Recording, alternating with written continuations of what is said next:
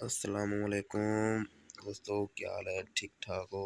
तुसीं वेख रहे हैं छोटे बच्चे का इतना एक्सपीरियंस तजर्बा है ना,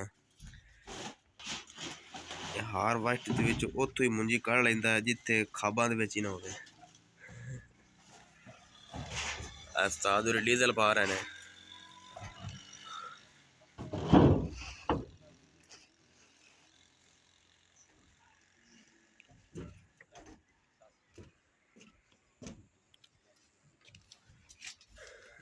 स्टीयरिंग है, अज फैन लगा हुआ, पंखा ते उस तो इलावा स्टीयरिंग तुसीं वेख रहे हैं।